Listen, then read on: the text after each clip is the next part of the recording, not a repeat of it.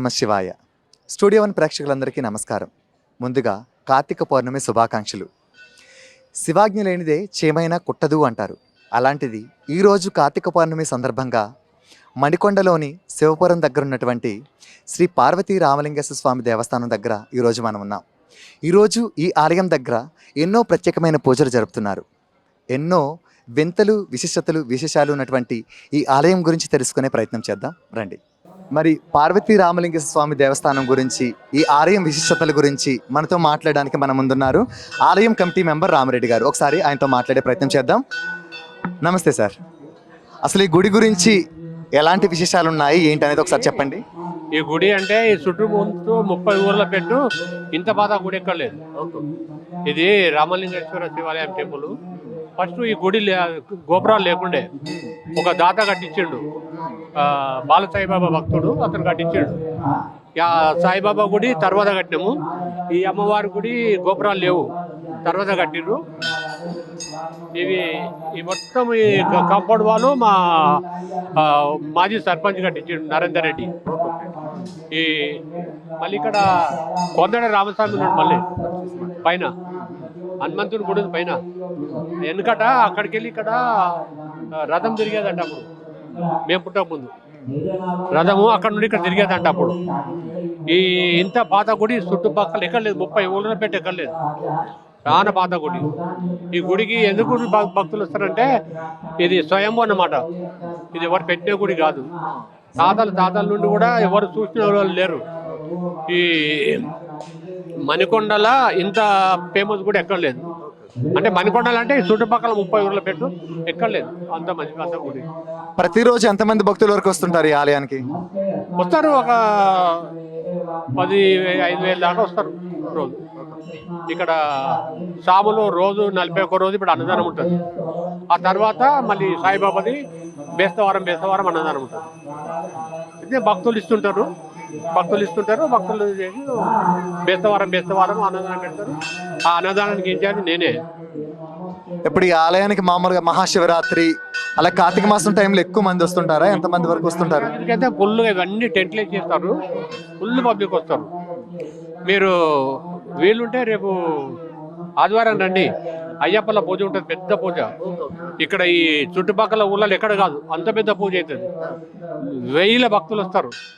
మీరు రండి, సండే రోజు రండి, చాలా పెద్ద పూజ చూస్తారు. మీరు ఒకసారి వచ్చిరంటే ప్రతిసారి వస్తారు. మీరు ఈ చుట్టుపక్కల ఎక్కడ కాదు, అంత పెద్ద పూజ అవుతుంది. ఇక్కడ మీరు రండి. ఈ అయ్యప్ప గుడి ఒక భక్తురాలు కట్టించింది, కంప్లీట్గా ఒకటే కట్టించింది. ఇంకా ఆ గోపురం ఏమో అందరు భక్తులు ఎవరి సాయమైంది వాళ్ళు చేసుకొని వాళ్ళు ఇచ్చారు.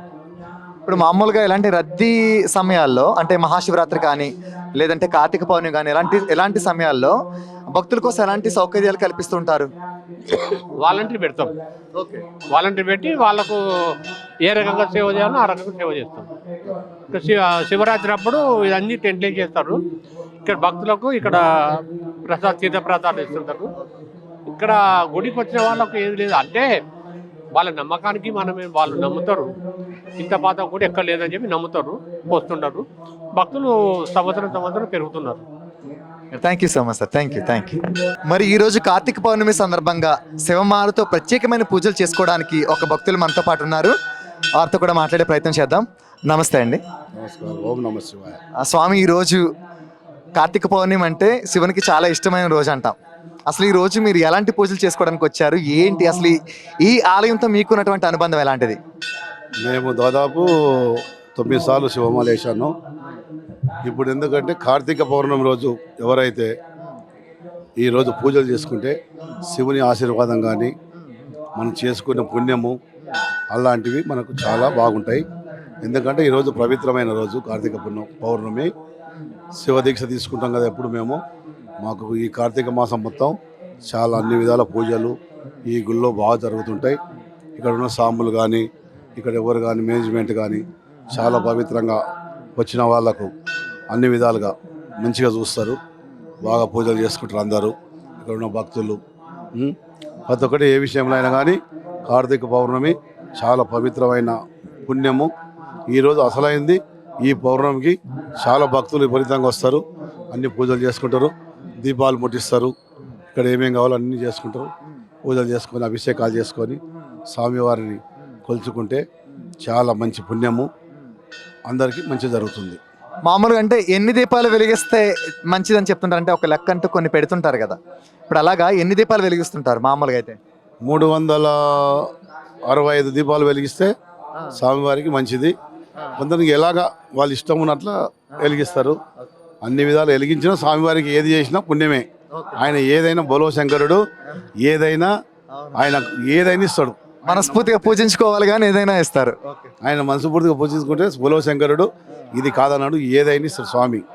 ఎన్ని సంవత్సరాలుగా మీరు ఈ ఆలయానికి వస్తూ ఉన్నారు?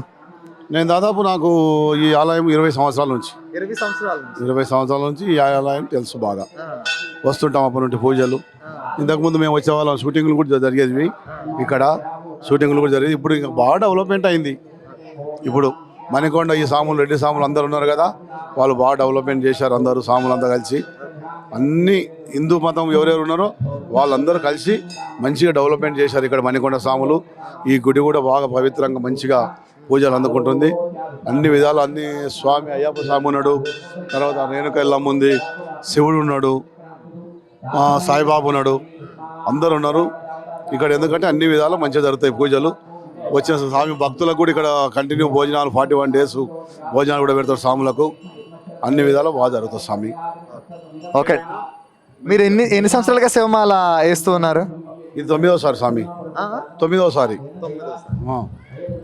Thank you so much. అన్ని విధాలా భగవంతుడు శివుని ఆశీర్వాదం. ఓం నమ శివాయ, ఓం నమ శివాయ. శివాశీస్సులు అందరి మీద ఉండాలని కోరుకుందాం. ఉంటుంది శివుని ఆశీర్వాదం మాల వేసుకుంటే ఎప్పుడు శివుని ఆశీర్వాదం మంచిగా ఉంటుంది. ఓం నమ శివాయ. శ్రీ పార్వతీ రామలింగేశ్వర స్వామి దేవస్థానం ప్రధాన అర్చకులు ఈనాటి ఈ కార్యక్రమం గురించి, కార్తీక పౌర్ణమి గురించి, అలాగే ఆలయం గురించి మనతో మాట్లాడడానికి మన ముందున్నారు. ఒకసారి ఆయనతో మాట్లాడే ప్రయత్నం చేద్దాం. నమస్కారం అండి. నమస్కారం స్వామి. ఈరోజు కార్తీక పౌర్ణమి, చాలా విశిష్టమైన రోజు, శివునికి ఎంతో ఇష్టమైన రోజు. ఈ రోజు ఎలాంటి ప్రత్యేకమైన పూజలు జరుపుతున్నారు, ఎలాంటి ప్రత్యేకమైన కార్యక్రమాలు జరుపుతున్నారు? ముందుగా ప్రధానంగా ఈశ్వరుడికి అభిషేక ప్రియ శివ, అలంకార ప్రియో విష్ణు. శివకేశవులిద్దరు కూడా ఇష్టమైనటువంటి ప్రీతికరమైనటువంటి మాసంలో కార్తీక మాసం చాలా విశేషం. భోలాశంకరుడు అంటే సురాసుర నమస్కృతం, దేవతల చేత రాక్షసుల చేత పూజింపబడేటువంటి వారు పరమేశ్వరుడు కాబట్టి ఆయనకి ప్రీతికరమైనటువంటి మాసంలో అభిషేకం చేయడం చాలా విశేషం. కాబట్టి ఆయనకి రోజు కూడా అభిషేకం, కార్తీక మాసంలో విశేష అభిషేకాదులు జరుగుతుంటాయి. ఆ విధంగా ఈరోజు పౌర్ణమి కాబట్టి ఉదయం 4 గంటల నుంచే అభిషేకాదులు ప్రారంభమై ఇంకా అభిషేకాదులు జరుగుతూ ఉన్నాయి. ఓకే స్వామి, ఈ రోజు ప్రత్యేకించి కార్తీక మాసం మొత్తం మనం శివుని పూజించుకుంటూ ఉంటాం, కానీ కార్తీక పౌర్ణమి రోజు భక్తులు ఎలాంటి పూజలు చేసుకుంటే వాళ్ళకి స్వామివారి ఆశీస్సులు దొరికే అవకాశం ఉంటూ ఉంటుంది?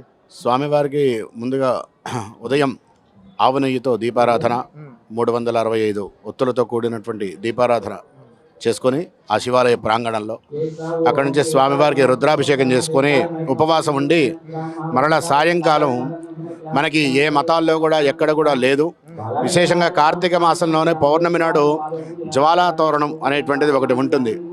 దాని అర్థం ఏంటంటే యమపురికి ప్రధాన ద్వారం జ్వాలా తోరణం, ఆ ద్వారం నుంచే యమపురికి వెళ్ళాలి. అందుకని ఈరోజు శివాలయంలో జ్వాలా తోరణం ఏర్పాటు చేసి ఆ మంటను వెలిగించి ఆ మంట కింద పరమేశ్వరుడితో కూడా అంటే పల్లకిలో స్వామివారితో కూడా 3 సార్లు అటు ఇటు ఆ జ్వాలా తోరణం కింద వెళ్ళి ఆ యమపురి యొక్క ద్వారం దగ్గర ఎటువంటి ఇబ్బంది కూడా ఉండకుండా పరమేశ్వరుడు అనుగ్రహం ఉండాలి.